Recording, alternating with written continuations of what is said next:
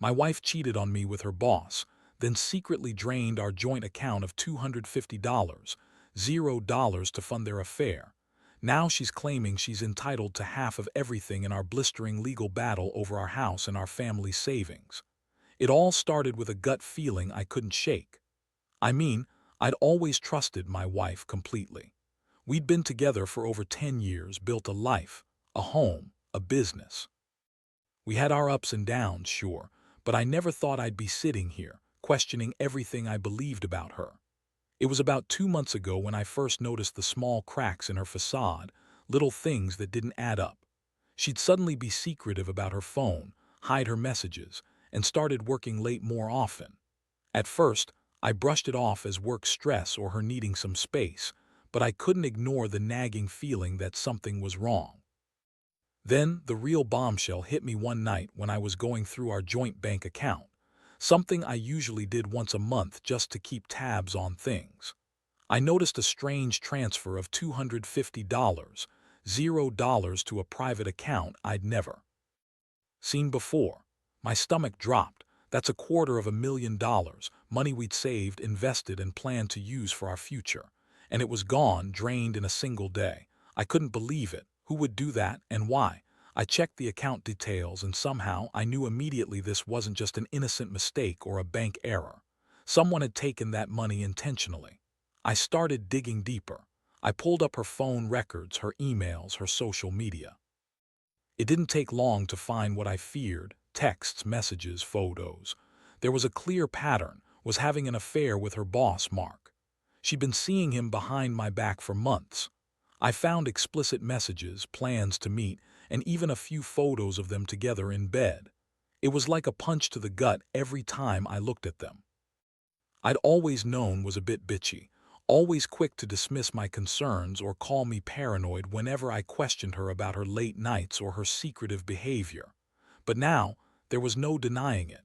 She'd been lying, cheating, and stealing from us all at the same time. When I confronted her, I expected her to deny everything, to come up with some bullshit excuse, but she didn't. Instead, she looked me straight in the eye, smirked, and told me I was overreacting, that I was paranoid, that Mark was just a friend, and that I was imagining things. She said she loved me, that she'd never cheat, and that I was crazy for even suggesting it. But I knew better. I had seen the evidence. It was all there: her secret texts, the bank drain, the photos, and her reaction. She was bitchy, dismissive, and completely unrepentant. She called me jealous and insecure, even said I was trying to control her. That moment shattered something inside me.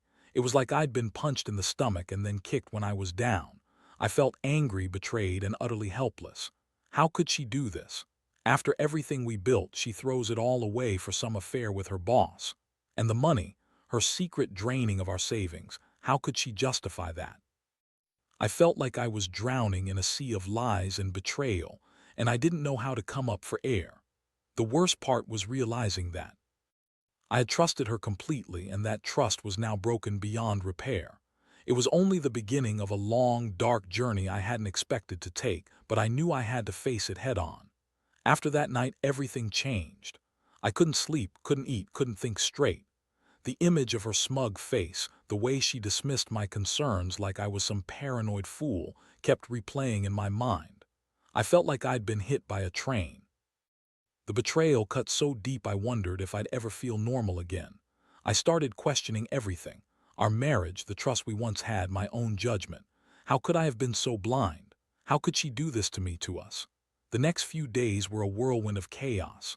I started gathering evidence, trying to piece together just how far it went. I hired a private investigator just to confirm what I already suspected: that she was still seeing Mark, that she was actively draining our account. I couldn't believe she'd gone to such lengths, taking our life savings, supposedly to fund her affair, and then lying about everything. The more I looked into her phone and emails, the clearer it became that she had been planning this for months. She'd been sneaking around, lying about her whereabouts, making excuses, and then secretly siphoning money to support her affair. I remember finding a series of emails between her and Mark that made my blood boil. They were explicit, full of plans to meet, to spend the night together, to run away together. Mark was a successful guy, a boss, and clearly he'd been feeding her some fantasy of a perfect life with him. Always played the victim, claiming she was tired, stressed, that she needed a break from me, but I saw through it now. She was manipulating me, using her charm and bitchy attitude to hide the truth. I felt so angry I almost couldn't breathe. I decided I had to confront her again. I told her I knew everything. She tried to spin it, said I was jealous, insecure, that Mark was just a friend.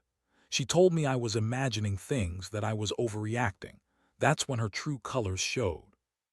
Her voice turned bitchy, dismissive, condescending.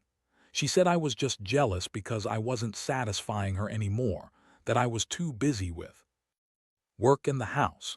She accused me of being paranoid, crazy even, and then she looked me in the eye and said she deserved half of everything, our house, our savings, the entire life we built. I couldn't believe her audacity. She was lying, cheating, stealing, and now she was claiming she was entitled to half of it all. That moment hit me hard. I felt a mixture of rage and despair. How could she be so selfish, so manipulative? It was like she was trying to tear everything apart just to cover her tracks. I realized she wasn't the woman I married. She was someone else entirely.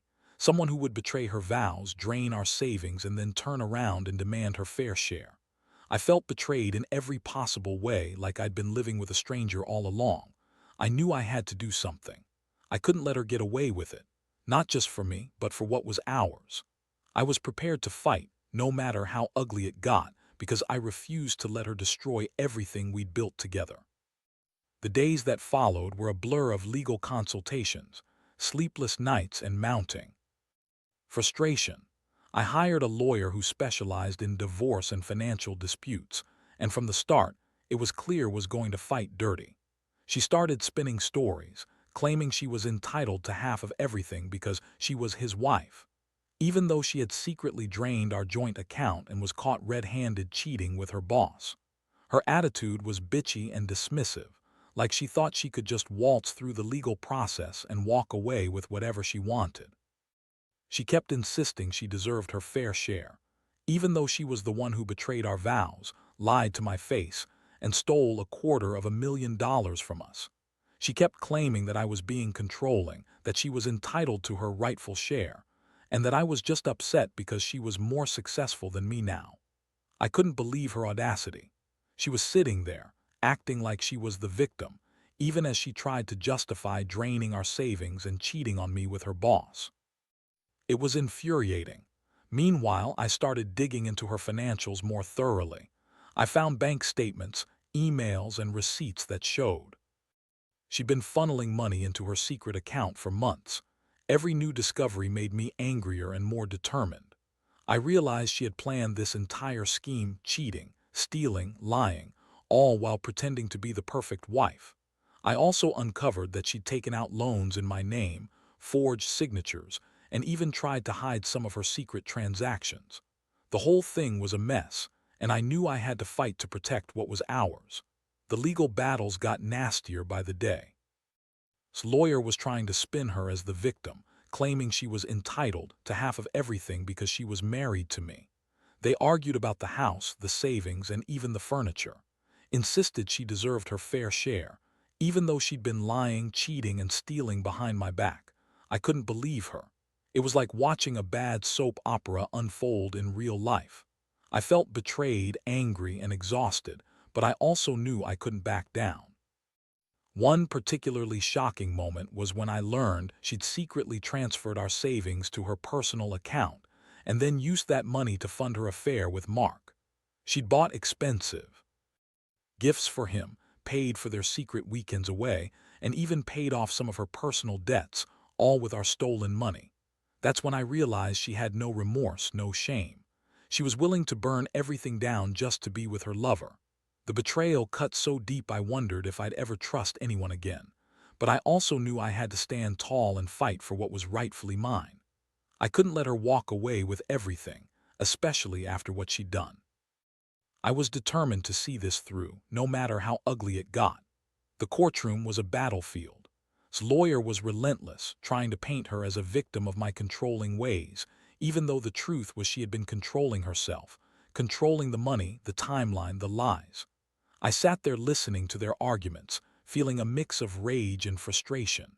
Every word she uttered was a lie or a half-truth, and I knew I had to counter that with facts, evidence, and a clear voice. I brought out the bank statements, emails, and even her secret texts with Mark. I wanted everyone to see the truth. She had betrayed me, lied to my face, and drained our life savings. One of the most shocking moments was discovering just how far she'd gone to cover her tracks. She'd forged signatures on financial documents, transferred money into her personal accounts, and even tried to hide some of her online activity. I had to sit through her lawyer claiming she was the victim of a controlling husband, even as I presented proof of her cheating and theft. It was infuriating. She sat there with her bitchy smirk, acting like she was entitled to everything, even as I laid out the evidence of her betrayal. The judge listened carefully, but I could see the wheels turning. It was clear she was trying to manipulate the system, but I had the facts on my side. I told the court about her secret drain of our joint account, her affair with Mark, and how she'd used our savings to fund her lifestyle with him. I explained how she'd lied about her whereabouts, manipulated me emotionally, and stole from us. I was furious but tried to keep my voice steady. I knew this was about more than money, it was about justice. Of course, continued. In her lies. She claimed she was entitled to half because she was my wife, even though she'd betrayed me in every way possible. She called me controlling, jealous, and said I was to blame for her affair because I wasn't enough. That's when I snapped a little.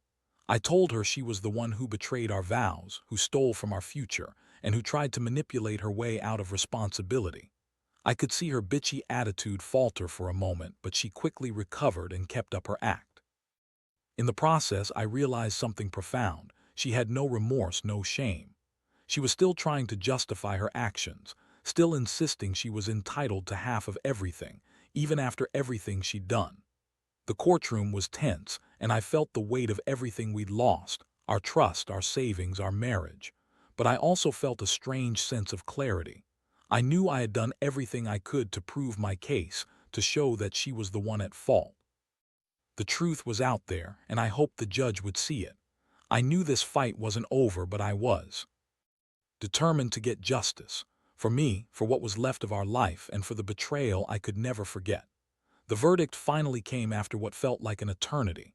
I sat there, heart pounding, waiting to hear how the judge would rule on our messy, complicated case. Sat beside her lawyer looking smug like she thought she'd already won. But I knew better. I'd laid out everything. The secret drain of our savings, her affair, the forged documents, and I believed the truth would prevail. When the judge finally spoke, it was clear she saw through false tears and bitchy smirk. The judge ruled that was not entitled to half of everything, as she had tried to claim.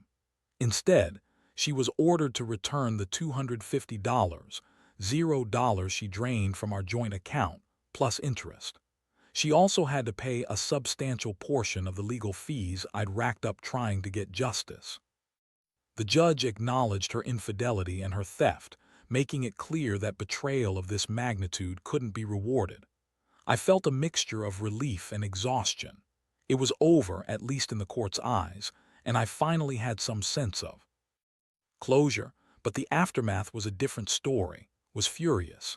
She screamed, called me a controlling bastard, and accused me of ruining her life. She tried to spin it all as my fault, saying I pushed her into Mark's arms because I was boring and too busy with work. Her bitchy attitude was on full display, but I didn't care anymore. I knew the truth, and I knew I'd fought hard for it. I'd exposed her lies, her manipulations, and her greed. I also learned a lot about how far someone would go for a secret affair and a quick financial gain. The real shock came when I found out she'd already started planning her next move. She wanted to stay in the house, claiming she was entitled to half of everything, including the home we shared. She argued that her affair didn't matter, that she was still my wife, and somehow that gave her the right to stay. I realized she wasn't going down without a fight, and I had to decide what was best for me. I couldn't live with her bitchy attitude, her lies, and her theft anymore. I made the decision to sell the house, cut ties completely, and start fresh. I couldn't keep living in the same place with someone who had betrayed me so thoroughly. In the end, I moved out, leaving behind the house that held so many memories, good and bad. I took what was left of our savings, paid off the debts she'd incurred, and started rebuilding my life from scratch. It hurt like hell, but I knew I had to do it. I learned that the people you trust can sometimes turn out to be your worst enemies, and that betrayal cuts deeper than I ever thought possible. But I also learned that justice, even if delayed, can be served. And in the end, I realized that I deserved better, more honesty, more respect, and someone who wouldn't betray me for their own selfish gains. If there's one thing I want anyone reading this to take away, it's that you can't ignore the signs of betrayal for too long. Sometimes you have to fight for your dignity, even if it means tearing everything down to rebuild from nothing. Looking back, I never thought I'd find myself in a situation like this, betrayed, lied to, and drained of everything I worked so hard for. But I also learned something invaluable. Trust isn't something to take for granted, and betrayal can come from the people you least expect. Was supposed to be my partner, my confidant, the one I built a life with. Instead, she turned out to be someone who used me, lied to me, and stole from me in the worst ways possible. It's a bitter lesson, but one I'll carry with me forever. The whole experience has changed me. I've become more cautious, more guarded. I don't trust blindly anymore, and I definitely don't take my stability or my integrity for granted. I've realized that sometimes people are capable of incredible selfishness, and you have to keep your eyes open. When I reflect on everything, I see how her bitchy attitude, her manipulations, and her lies all stemmed from her own insecurities and greed. She thought she could get away with everything, that her charm and her entitled attitude would protect her. But in the end, she underestimated the power of truth and justice. I've also come to understand that revenge isn't about hurting someone else, though it can feel that way at first. It's about reclaiming your life, your dignity, and your peace of mind. I fought for what was mine because I knew I deserved it. I fought for the truth because I refused to be a victim of her lies any longer. And I fought for the chance to rebuild, to start fresh without the weight of her betrayal hanging over me. That's what got me through the darkest moments, knowing I was standing up for myself. Now I'm moving forward. I've sold the house, paid off the debts, and started a new chapter. It's not easy, and sometimes I still feel the sting of everything she took from me, emotionally and financially. But I also feel a sense of relief. I know I've done everything I could, and I've come out stronger because of it. For anyone going through something similar, I want you to know that betrayal is a terrible thing, but it's also an opportunity.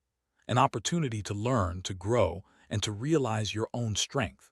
Don't let anyone steal your happiness or your sense of worth. Stand up, fight for what's right, and never forget that your dignity is worth more than any betrayal.